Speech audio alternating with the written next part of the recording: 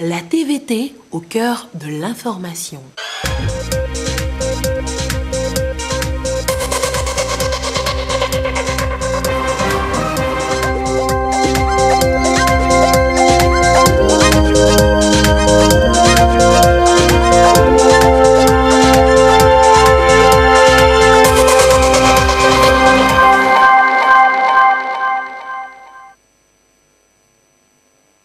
Heureuse de vous retrouver pour le journal sur la télévision togolaise. Madame, Monsieur, bonsoir. Et voici les titres de cette édition consacrée à l'actualité sanitaire. Face à la pandémie du coronavirus, le gouvernement multiplie les initiatives et les contacts pour protéger la population. Ce jeudi, le ministre en charge du commerce a visité des usines de production de gel hydroélectrique et de masques. Les détails dans cette édition. Et de leur côté, les agents régionaux du commerce poursuivent leur visite inopinée sur les marchés, histoire de dissuader les commerçants qui profitent de cette situation de crise pour faire flamber les prix des denrées. Vous aurez le compte rendu depuis la région centrale dans ce journal. Voilà donc pour les titres. Le respect des mesures de prévention dans la lutte contre le Covid-19 au Togo implique tous les acteurs, les usines de fabrication de gel hydroalcoolique, des masques, toutes les structures doivent apporter leur contribution à cette lutte. Et cet après-midi, le ministre en charge du commerce est allé à Sivop Togo, Radis Togo et Dodo Cosmétiques. D'abord pour s'assurer du respect des règles d'hygiène pour les employés, puis voir dans quelle mesure elle pourrait rendre disponible le gel désinfectant. Voyons cela avec Augustin Kossi. Radis Togo, usine de production cosmétique dans la zone portuaire. Sur les machines, des ouvriers à des distances régulières. L'urgence sanitaire oblige. Ici, on se dispose en tenant compte des mesures barrières éditées par le gouvernement pour éviter les risques de propagation du Covid-19. Face à la crise sanitaire de plus en plus inquiétante, l'usine s'engage à produire du gel hydroalcoolique en quantité pour venir en appui au pays. Nous, on est une société de cosmétiques à la base. On est sur tout ce qui est produits de beauté et tout ce genre d'articles. Maintenant, pour la lutte contre le coronavirus, on a de l'alcool, donc on va faire des gels hydroalcooliques, des savons liquides, tout ce qui est produits de toilette. Il faut en utiliser beaucoup. C'est notre seul moyen de lutte contre ce virus-là. Donc, il faut faire le maximum pour le mettre dans le marché le plus vite possible et au prix les plus compétitifs possibles pour que tout le monde puisse s'en servir. Le ministre en charge du commerce est justement venu ici pour s'assurer de cette volonté du secteur privé à accompagner le gouvernement. Il est allé aussi à Sivop Togo et à Dodo Cosmétiques. Partout, l'engagement des partenaires privés dans la riposte au Covid-19 est observé. Cette visite a un double objectif. Premièrement, nous assurer que ces industriels respectent les consignes édictées par le gouvernement en ce qui concerne les mesures barrières et d'interdiction. Pour éviter cette maladie, nous devons respecter ces consignes-là. C'est important pour nous. Le positionnement des ouvriers, la mise en œuvre de roulement des équipes pour éviter que les employés ne se retrouvent en grand nombre dans un espace restreint. Donc on a constaté avec satisfaction que les équipes de roulement sont mises en place et que ces consignes éditées par le gouvernement sont respectées. La deuxième préoccupation, vous savez, on n'a pas choisi les industries par hasard. Nous sommes allés vers celles-là qui produisent du gel hydroalcoolique. Et les trois industries qui sont visitées sont à pied d'œuvre pour faire en sorte que ce produit qui aide la population dans la protection contre le virus puisse être disponible sur les marchés. Et nous avons sur place vérifié également les prix sortis usine pour que rapidement on puisse maîtriser la flambée de ces prix et qui se font d'ailleurs de façon artificielle. Du circuit de la mise sur le marché du gel désinfectant à sa disponibilité en permanence, le gouvernement se veut rassurant. Le gel hydroalcoolique Ce fait un peu rare et la spéculation est à éviter.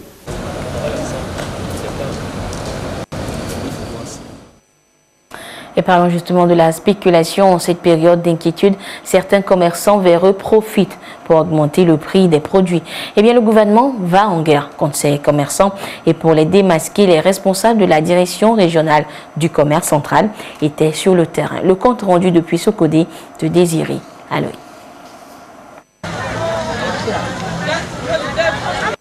Le monde entier actuellement fait face au Covid-19. Une pandémie qui sème la terreur partout et chacun est appelé à respecter les consignes. Moment choisi par des commerçants véreux pour se livrer aux surenchères. Dans ce supermarché, premier constat, pas de dispositif de barrière à la porte. Et à l'intérieur, ces gestes ne sont pas totalement respectés. Dans cette pharmacie, les consignes sont mal observées. L'autre constat, manque de gel hydroalcoolique et des gants, entre autres. Dans cette supérette, en marge du non-respect des consignes de barrière, dans les rayons, certains prix manquent. Pourquoi? L'on se pose cette question. Défaut d'affichage de prix, ce qui n'est pas bien. Ça prouve à suffisance que vous ne respectez pas la pratique normale des prix. Alors que cette période-là, vous devriez vraiment le faire. Des convocations sont livrées sur place. À Comgère, par contre, la délégation est accueillie par le gel hydroalcoolique. Même réalité à Samex. D'abord, quand un client rentre, on a un gel hydroalcoolique. Oui, avec ça, il se désinfecte les doigts avant de rentrer. Et quand il rentre, je pense dans le domaine du commerce, il achète ce qu'il veut. Et avant d'acheter, ou bien quand il finit d'acheter, il doit payer. Et quand il finit de payer, nous avons de l'alcool. Avec l'alcool, nous essayons de laver les doigts avec le gel. Et chaque jour que nous venons, nous avons toujours des gants et des cache-nez. Il y a un grand écart qui est les centres mouillés. Avoir l'état ou bien l'avancée de la maladie, vraiment, ça fait peur. Et nous exhortons tout le monde à mettre en pratique tout ce qui a été dit pour éradiquer. Donc, ici, nous sommes un grand magasin et il y a beaucoup de clients qui viennent. Et à chaque fois qu'ils viennent, nous mettons toujours une distance ou bien un écart entre nous. Et nous prenons aussi des précautions, des masques. Et il y a d'autres, quand ils viennent, ils sont toujours, les clients même, ils sont en masque et en protection. Et par rapport au prix, depuis 2020, nous n'avons pas majoré sur les prix. Les prix ont été intacts. Les prix que le carton est à 16 200 en détail, les gros on les fait à 16 000. Il y a les tomates Bonita, il y a la grande boîte qui est à 9 850 et le détail est à 9 850, le gros à 9 000. À Comgère, actuellement, compte tenu de notre situation actuelle, chaque client qui arrive à l'entrée, nous prenons la mesure de lui désinfecter par le gel hydroalcoolique. Donc, lorsque le client arrive, il rentre, nous gardons la distance entre nous, 1 mètre, et on les prévient de ne pas s'approcher à nos produits. Les prix n'ont pas changé, ça reste intact. Par exemple, le prix du lait depuis là, c'est toujours 2500. Il y a les riz, les huiles végétales, tout ça là, le prix, on maintient toujours. Le sucre aussi maintient toujours son prix. Il est toujours à 1000 francs, le 1 kg et 500 grammes à 550. Donc, je suis venue pour acheter le sucre et d'habitude quand je viens c'est à 18 000 et je vois que le prix est normal, on n'a pas augmenté. Au marché de Sokodé, simplement quelques marques observées. Les prix de produits de leur côté sont respectés. Nous avons des masques qu'on porte et les prix sont les mêmes. Depuis là, on n'a pas augmenté les prix. Les prix d'haricots 1300, c'est comme ça qu'on vendait avant. Les riz 1200, maïs 375. Vous avez couscous 1700, c'est comme ça qu'on vendait. Tout, Ibo 1200, gari 500, riz couscous 1700. À ce côté ici, les prix sont normaux, on n'a pas augmenté les prix. Que Dieu nous protège. Le ministère en charge du commerce sur le terrain visite Inopiné pour mettre fin à la hausse des prix sans fondement pratiquée par des commerçants véreux. Justement, nous avons constaté que dans certaines boutiques, le respect des consignes sanitaires ne sont pas aussi à la hauteur. Nous les avons rappelés à l'ordre et nous les avons parlé de l'utilité d'abord pour eux-mêmes puisque leur santé en dépend. Maintenant, pour ce qui concerne les prix, évidemment, nous sommes venus également pour constater la pratique effective des prix, voir si tous les prix sont normaux. Il est vrai que dans certaines boutiques, il y a des prix qui ne sont pas respectés, comme le lait pic par exemple, mais largement dans la plupart des boutiques, nous avons vu que la plupart des prix, comme par exemple le sucre, les concentrés, les tomates, tous les prix sont respectés. Le riz également au marché, les prix également sont respectés dans certaines boutiques. Nous les avons délivré les convocations, puisque ne pas respecter un prix, c'est en contradiction avec le code de commerce actuellement en vigueur. Ceci reste une sensibilisation pour rappeler les gestes barrières et toutes les autres mesures prises par le gouvernement togolais à l'endroit des commerçants. Les uns et les autres sont sensibilisés à chaque étape sur les mesures d'hygiène et comportements à adopter pour combattre à l'instant le virus Covid-19. Et le mal est réel et le Togo est également sur la liste des pays ayant enregistré des cas de contamination au virus. L'information doit donc parvenir à tous les Togolais sans exception. Et hier, une émission spéciale de sensibilisation sur la pandémie a été animée sur nos antennes en Mina. Quelques extraits dans ce résumé de Luc Assi. Très viral et mortel, le Covid-19 n'épargne personne. Des milliers de morts par jour à travers le monde en un temps record. L'heure est grave. Des mesures barrières et hygiéniques s'imposent pour se protéger et protéger la vie des autres contre cette pandémie. Des cas sont déjà détectés au Togo. Et face à la menace, la riposte ne s'est pas faite attendre. Sur ce plateau de la télévision togolaise, des spécialistes du domaine pour amener les populations à une prise de conscience au regard du danger que représente le coronavirus. Et tout est dit en langue locale, lébé. Coronavirus, c'est alors dans le cul pouvons dire. Au connaît les pépépémé. Mina yende fia mia menne mia maton. Ade jesibe ye demore mia dome. Mode de ma e metare 420. Voneva va mebe. Podem mebe amere le doalea. Yo pekpere novia bunkumea. Kema novia la hodoa. Zirika. Ye novia ihe hodoa. Egwele aya alo etan. He amea pekpe ukurora bunkume kwa. Ehwe. E mi honada to ngoti melo alo mpuvi melo alo kwanto habe na me akpekpere kplo wantififia ye amereva va kwa lo totokula ye utwalo akoyume nkume gbokwa atem hodwa alo kware mwe e ikpekpekpe ye kpekpe ara lobe ye kovale votru balo alo ekole ndekpekpe et amere novio de alors on a siame et novio de va to fima vai yo le noa ha ne menya o e hodoa ke ma dolelia e pepepe me yo pone le tuba vola ne pepere te pe vovovo ye tae mi le boblobe ne akpepea na pepere a bobligo be dodomero akpi ne mi apora allo Croanto ha na do pipavi e na kpekare mi evo kwa na mie kwa akotangbere gbelonu enu vilenu ni na tuizirika mi matem ko dono keke ko fia ode no de jesibe dono ha jenade lesi jenama me demona mi be mi ava na ififia dokito kwa ko dono fia mo gbaya me lete fu ela no ameanti amedua mzena makwele wanchu onyi ame vredo voilà mi akpo 80% 5 présenté na chuchumabe ame zozo amebe zozo que na mi akwata mi asina 37,5 degrés ame atola yiki amokuna pen wo pen ko ale wo woni ba me ale coupe nkekedu kaka ko ba holomele veya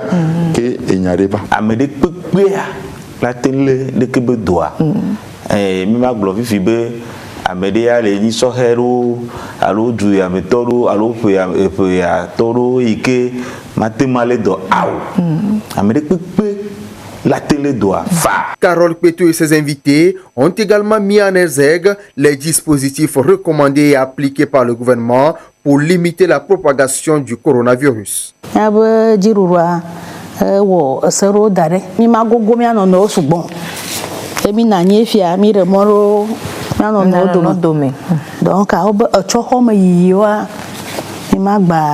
Ayi chohomo amewe aton asenemi chohomo mi suboa mi manya ameke ti do alo obe sukulu vio magba sukulu agom e be fie amo subo le kwa wa te ho do alo fun enti esenwo o senwo ifia ke le miagwa miatweru miarokweji be doa mi pata toye ncha ma wotonye o cha rura woto ye mi achalo acho abwe ye mi akpo gaga le enyayama atike npo le kebe to antio o be chloroquine on po le sûr ne chloroquine be nya hade o nu ke yemi la fifi e do ma vale mi wa e be nya o le bona mi ga sia game mi akwasi mi aso nu chongoti mi gbava no embrasser mi no asi kokla mon popole a classe zinene on to deji sibe yele nde atem a dole kuate nonti pore nwe e fondi ka be yeleti a classe e fudu ya sime ele gbogbo to si amezereka do la classe afia cost atosi no miawe le fia ya mi vagbo le setiano akaka miado afi miado miabe vome mi do la classe ne nyi dokita dono vagbo epoe ne dono agbejo ko do la classe ne nyi nudrala ejra nuname ene agba e ame ajovo de ka eve kwa do la classe devio bientôt mi deje sibe wa ole gbegle gasiaga ole nu ya ole votru ole gli gasiaga ba mi aglono be klasi e la sikoklo game ma ha mi blebe ne dolele ava do alo menawa male mpume male nu male to vo amegbeto ya mpume afia motinu afia ne wevo kwa titi na klasi Keni asisala odola to ame gbanasi ame jana ba plus loin et le be chane so enu ba so chon moti aso chon quand même amere ngba so etwa sona novio. Il est donc recommandé de s'inscrire dans la prévention pour lutter plus efficacement contre le Covid-19. Les mesures barrières et hygiéniques sont impératives.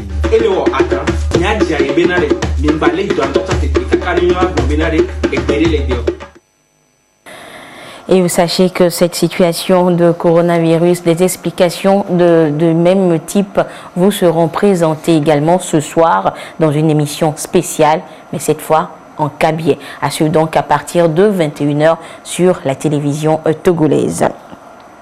Et au Togo, des dispositions sont donc prises pour éviter la propagation du virus.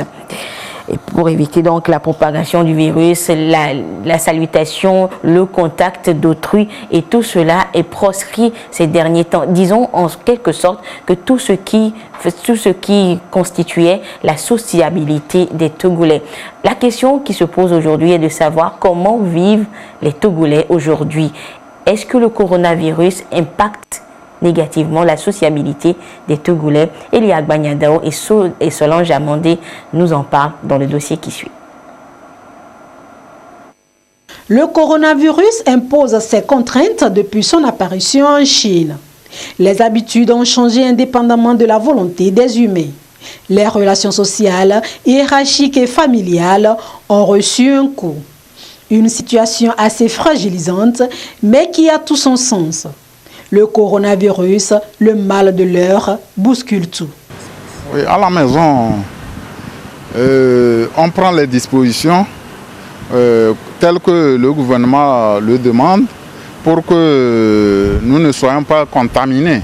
ne serait-ce que de faire la communication, de dire aux enfants et toute la famille que voilà, c'est à cause de la maladie qu'on a pris cette distance.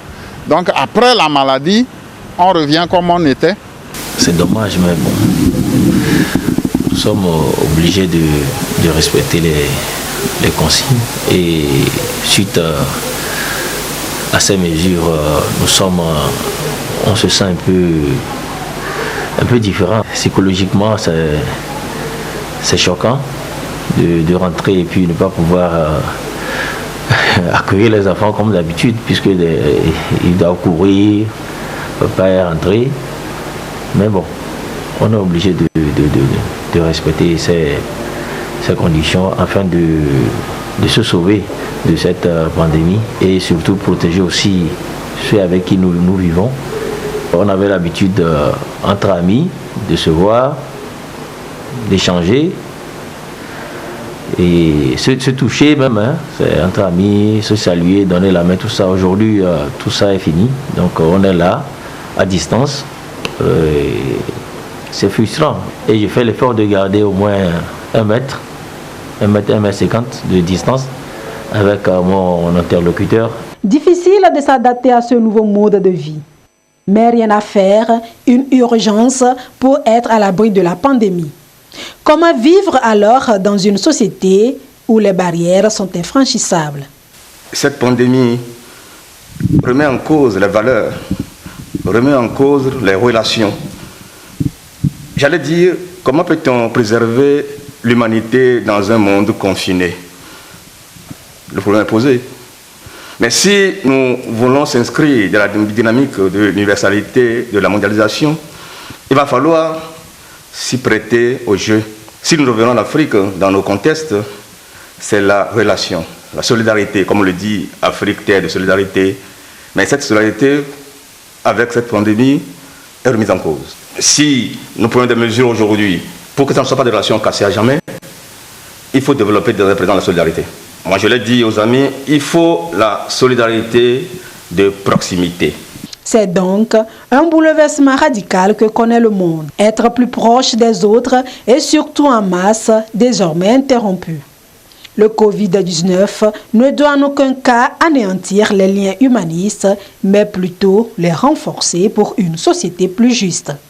En attendant que la situation se régularise, l'on doit encore supporter les mesures de restriction jusqu'à nouvel ordre. Et cette situation n'impacte pas seulement la vie sociale, elle a également des répercussions sur l'éducation mondiale. Plus d'1 milliard d'enfants et de jeunes ne fréquentent plus les écoles ni les universités selon l'UNESCO. L'institution se mobilise donc pour apporter des appuis aux pays impactés, aux pays touchés, mais également minimiser l'impact de cette maladie, de cette situation, de cette pause éducative sur les apprenants du monde entier. Comment le faire? Voyons cela avec Dodo Harry. Au cours de ces 10 derniers jours, le nombre de jeunes touchés par la fermeture d'écoles et d'universités a presque quadruplé pour atteindre 1,37 milliard. Un chiffre publié sur le site de l'UNESCO et qui représente 3 enfants et jeunes sur 4 dans le monde, soit près de 87% d'apprenants. Ce qui a des répercussions sur l'éducation au plan mondial et interpelle les institutions telles que l'UNESCO, qui est en contact permanent avec les ministères de l'éducation des pays touchés afin d'assurer la continuité de l'apprentissage pour tous les enfants et tous les jeunes via d'autres canaux.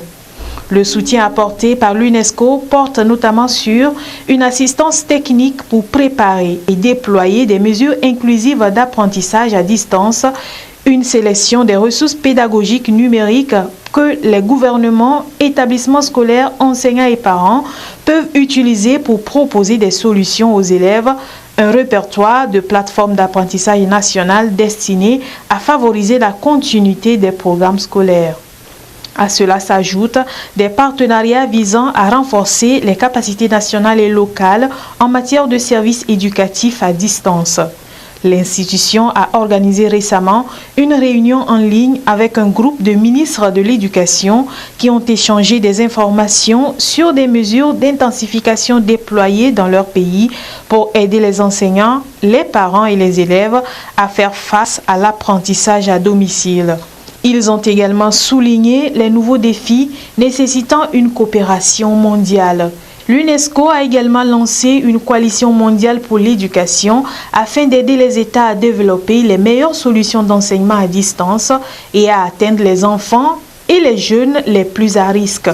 Selon la directrice générale de l'UNESCO, cette coalition est un appel à une action coordonnée et innovante pour débloquer des solutions qui ne soutiendront pas seulement les élèves et les enseignants maintenant, mais aussi tout au long du processus de redressement, en mettant l'accent sur l'inclusion et l'équité.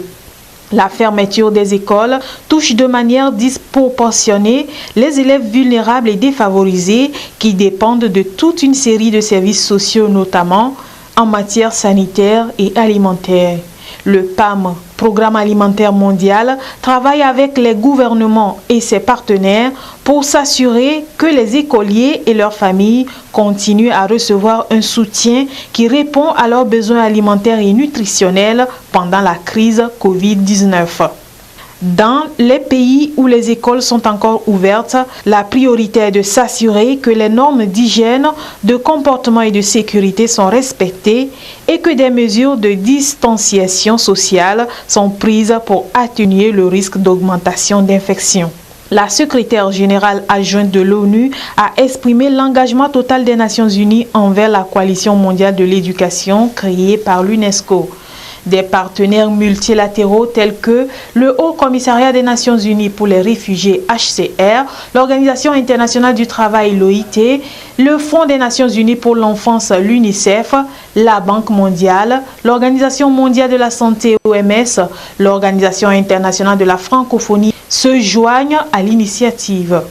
Tous sont convaincus de la nécessité d'un soutien rapide et coordonné aux États afin d'atténuer les effets néfastes des fermetures d'écoles, notamment pour les plus défavorisés. Le secteur privé ainsi que d'autres organisations s'engagent également à mobiliser leurs ressources et leur savoir-faire pour soutenir les écoles, les enseignants et les parents pendant cette période de perturbation éducative. Selon l'UNESCO, la Coalition mondiale pour l'éducation répondra aux besoins des pays tels qu'exprimés lors des récentes réunions des ministres de l'éducation.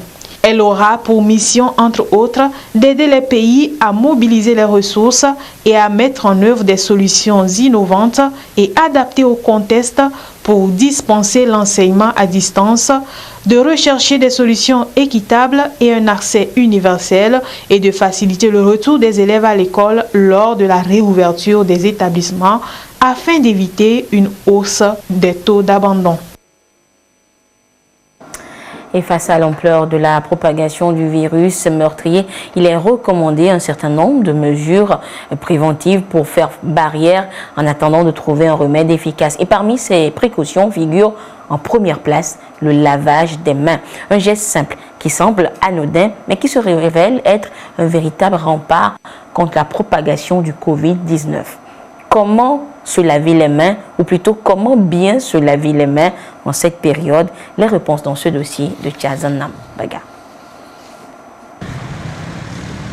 En absence de tout vaccin contre le coronavirus Covid-19, la lutte contre la pandémie se focalise sur la prévention.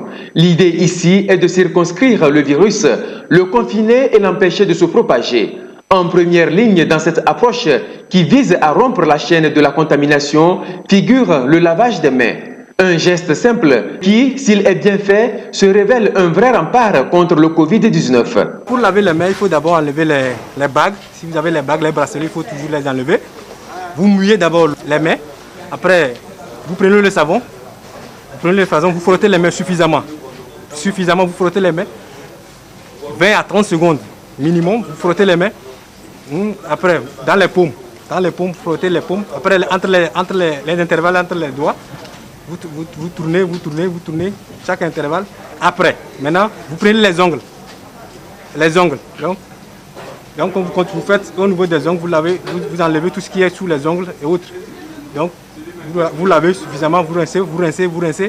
Après vous enlevez avec un papier mouchoir, vous nettoyez les mains, vous séchez les mains avec le papier mouchoir. À part l'eau et le savon, il faut chercher les gels hydroalcooliques. Ça aussi c'est très efficace. Il faut prendre les gels et faire exactement la même chose, le même processus pour le lavage des mains. La cendrer, l'eau propre, ça résout le problème. Le coronavirus ne se déplace pas. C'est l'homme qui le propage par la contamination. Et dans ce processus, les mains restent l'une des voies privilégiées. Voilà pourquoi il est préconisé de se laver les mains le plus régulièrement possible et surtout éviter de les porter au visage. Dans le contexte de Covid-19, il est déconseillé d'envoyer de temps en temps la main vers le sphère ORL, donc y compris la tête, la bouche, les yeux, les oreilles, tout ça, il faut éviter. Tout à l'heure, on peut saluer quelqu'un, par mégarde, peut-être il a le virus et tu l'approches au niveau de la bouche. En même temps, tu vas prendre ça. Donc, il est déconseillé. Pour envoyer la main au niveau du visage, il faut se rassurer que tu viens de laver les mains. Tu viens de te désinfecter avec le gel hydroalcoolique. Là, c'est possible d'envoyer peut-être pour nettoyer. Mais fréquemment, il faut vraiment éviter, si possible, ne pas toucher le visage au cours de la journée. C'est l'idéal, parce que c'est la main qui est la source principale de contamination. Dans le même sens, il est aussi fortement recommandé d'éviter de toucher les surfaces exposées au public. L'idéal serait qu'au moins que tout le monde puisse avoir son gel hydroalcoolique dans sa poche. Dans les services, on doit avoir les gels. On vient, on prend le gel, on désinfecte les parties où on voit qu'on touche fréquemment. Les poignées, les guichets, les rampes des escaliers, il faut éviter de les toucher au maximum. Parce que dès que vous le faites, vous ne savez qui a passé avant vous. S'il y a eu le virus qu'on a déposé là-bas, tu viens, tu prends ça, c'est grave. Donc d'éviter de tenir les... Même en circulation, d'éviter de te toucher. Il faut avoir une distance de 1 mètre entre les gens. Le système qui est recommandé actuellement, c'est avec les coudes. Même pour saluer quelqu'un actuellement, on a préconisé ça, c'est les coudes. Vous saluez en coudes au lieu de te donner les mains. Préférez les coudes pour l'ouverture des poignets, les portes et autres. Il est expressément demandé à tout un chacun de respecter les consignes et les mesures restrictives prises par le gouvernement qui ne visent que la santé et le bien-être commun. Rester à la maison et proscrire toute sortie non nécessaire doivent être les maîtres mots afin de se protéger soi-même et sa famille ainsi que ceux qui nous sont chers. La présidente de l'Assemblée nationale informe les honorables députés que la 4e séance plénière de la première session ordinaire de l'année aura lieu demain, vendredi 27 mars 2020 à 9h au siège de l'Assemblée nationale. Et le communiqué est donc signé de la présidente de l'Assemblée nationale, Yawa Djibori Tchegan. Et nous parlons sport à présent avec notre ami de tous les jeudis, venu nous donner donc de l'actualité sportive. Notre ami de tous les jeudis, Jean Kofi Dedi. Jean, bonsoir. Bonsoir Anita. Et Jean, le coronavirus qui sévit dans le monde entier, faisant des milliers de victimes, n'est pas sans conséquences sur les activités sportives. Oui Anita, le sport n'est pas du tout épargné par cette pandémie. Partout ailleurs, les compétitions sportives sont soit à la pause, soit reportées ou tout simplement annulées. Afrim Johnson nous fait le point sur le bouleversement des calendriers intervenus suite au coronavirus.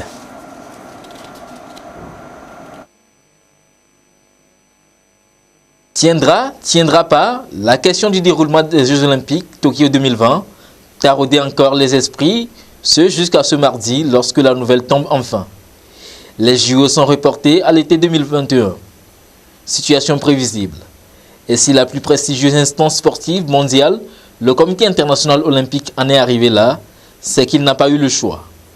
Le CIO, à l'instar d'autres fêtières sportives nationales et internationales, n'a pu que faire machine arrière face au ravage du coronavirus qui renverse tout sur son passage et soumet le monde entier à sa cynique volonté. Quelques semaines plus tôt, c'était les différents championnats européens de football qui furent contraints à la pause. Pas de première ligue anglaise, ni de Liga espagnole. Idem pour la Ligue 1 française, la Serie A italienne, la Bundesliga allemande, et Dieu sait si la liste est longue. Joueurs, dirigeants, supporters et autres journalistes, tout le monde à la maison, chacun reste chez lui. Même la très prisée Ligue européenne des champions a dû disputer une partie de ses huitièmes de finale à huis clos, de même pour l'Europa League. L'Euro 2020 de football, quant à lui, est purement et simplement décalé d'une année. Parallèlement au football, toutes les autres disciplines sportives en Europe et ailleurs subissent le diktat du Covid-19. Les grands rendez-vous, que ce soit de tennis, rugby, basketball, athlétisme sur le vieux continent ou en Amérique, sont tous à l'arrêt ou carrément annulés. À l'image du reste du monde, les amoureux du sport africain, eux aussi, sont sevrés de leur passion. Alors qu'ils s'apprêtaient à savourer les moments palpitants du championnat d'Afrique des Nations de football, ils ont dû ravaler leur impatience. Et pour cause, la Confédération africaine de football a décidé de repousser les dates de déroulement de la compétition qu'accueille le Cameroun. S'agissant toujours de dates et de compétitions sportives, notamment celle des 3e et 4e journées des éliminatoires de la Coupe d'Afrique des Nations 2021, des qualifications pour la Coupe du Monde et la CAN féminine, ainsi que des demi-finales de la Ligue africaine des champions de football, aucune d'elles n'a pu échapper au sort du report. Outre la CAF, la COSAFA, organisme régional regroupant les fédérations de football d'Afrique australe, a été stoppée dans son élan par la menace du Covid-19. Les compétitions de basketball, cyclisme, handball, volleyball sont également obligées de revoir leur calendrier respectif, le temps, espère-t-on, que le coronavirus freine ou disparaisse. En dehors des mesures prises à l'échelle continentale, chaque pays africain a adopté les siennes propres. Touchés par la pandémie ou pas, la plupart ont mis le sport en veilleuse. Ainsi, des pays à l'image de l'Afrique du Sud, de l'Égypte, de la RDC, du Cameroun ou du Togo ont activé momentanément la touche pause des activités sportives. Autant dire que quand le coronavirus fait trembler le monde, le sport est alité. Vivement que le coronavirus passe très vite, afin que le sport puisse reprendre sa place et rallumer les passions partout à travers le monde. Nous sommes donc en saison morte, mais il est important de parler de l'un de nos clubs de deuxième division. Duquel s'agit-il? Il s'agit bien de l'entente de ce club qui menait la danse au niveau de la deuxième division avant la suspension des championnats pour cause du coronavirus. Comment entendre de s'est-il pris pour marquer positivement les 11 premières journées? Réponse à travers ce sujet où nous retrouvons Afrim Johnson.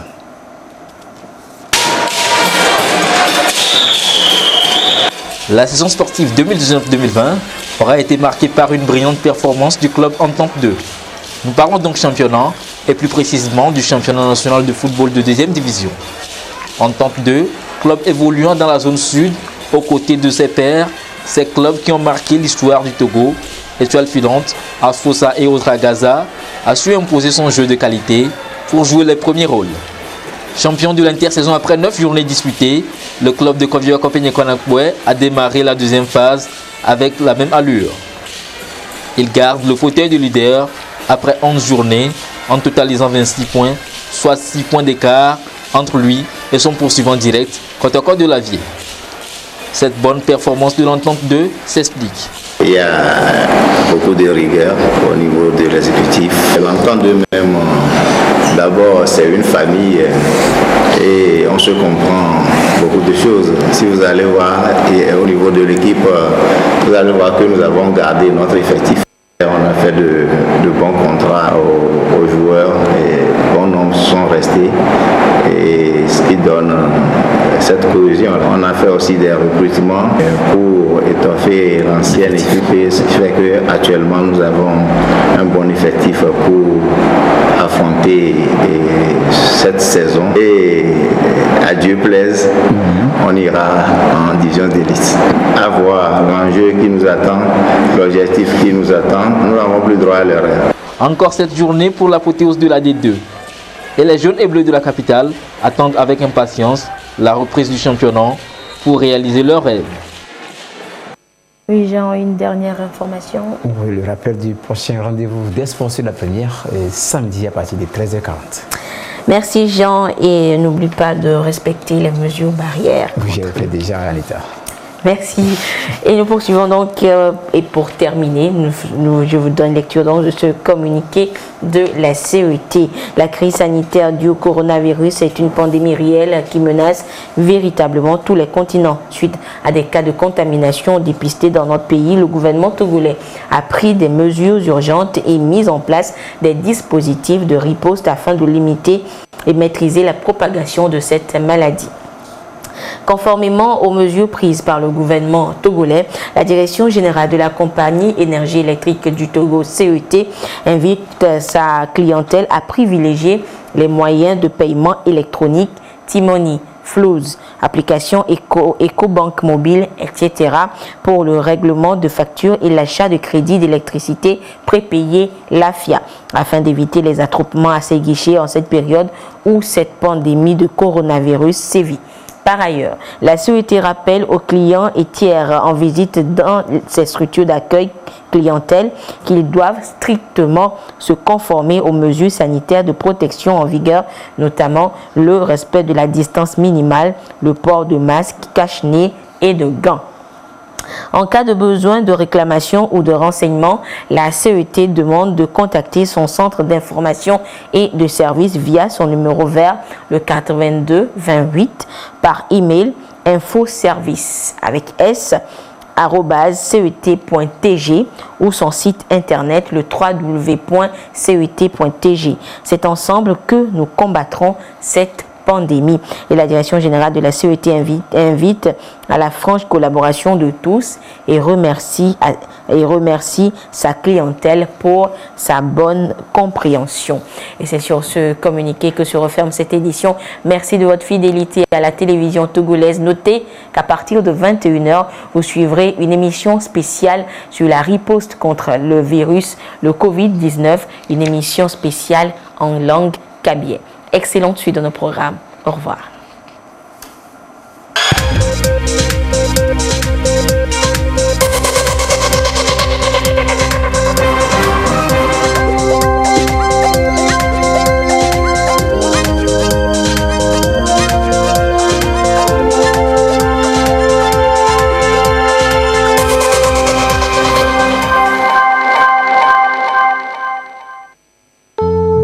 L'agence